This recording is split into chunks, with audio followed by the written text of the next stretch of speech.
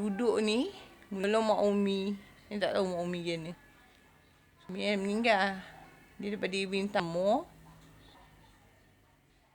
Lama dia duduk dengan dia, duduk dengan dia. Dia jadi wali dia tu.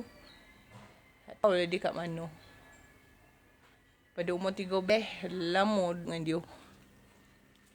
Indonesia tapi aku tak tahu kat mana Umi tu. Kau join kadang-kadang dia kutip biji buah. Dia duduk bawah tu. Lepas tu kena corai. Bikin kawan baru.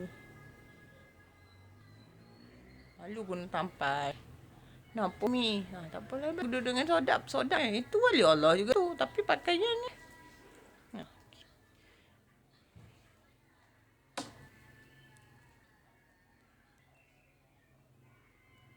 Kan duduk sini. Duduk kat sini Amai ni. Amai dengki ni. Ada yang penyakit air ni. Honti lah kalau hantuah jebat tu kena lagi budak perempuan yang bini-bini muda tu. Kompon dongki. Yang berhala punya. Dan tak percaya orang. Sebab kenapa tak percaya kat orang? Sebab orang tak jadi wali. Anak Dan pun tak jadi wali. Tak jadi wali macam mana dapat syafaat Rasulullah? Macam nak hidupkan syafaat tu dia kau bal tadi kalau orang pergi orang kan. Bini tak beritahu dah. Tengok mama pun tak jadi wali lah. Abah dia seorang yang jadi wali. Palang. Tapi dia selalu sebut Abah. Sebab Abah ada, kita ni jadi wali, kita duduk ni. Abah ada. Jadi orang yang iman yang tak kuat ni, dia duduk di kalangan orang yang tak jadi wali. Lepas tu kalau ada orang masuk dia tu terperangkap. Lepas tu dia meninggal tu, tak dapat syafaat Rasulullah. Jadi kalau dengar orang tu jadi wali, tengok pergi duduk dia, tengok duduk berkawan dengan dia. Berkawan elok akhlak kau jadi elok.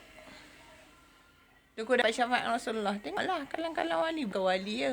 Kadang-kadang dia dah faham ni, kadang dia nak cari Buddha. Tengok hai burung. Ada satu Buddha tu. Dia cari Buddha yang lama tu. Buddha, pendeta. Ustaz Muazzam. Lepas tu dia naik perkampungan orang asli. Dia tak nak cari perkampungan orang asli orang dunia. Tak mahu kan tu. Cari perkampungan asli yang juga leluru. Tengok dia macam mana cari Tuhan ni. Tengok cara hidup dia. Selalunya perempuan asli ni zaman-zaman moyang-moyang dulu. Ada satu kampung tu dia kena bully. Budak tu kena bully. Budak tu bodoh. Tu dia jumpa Allah.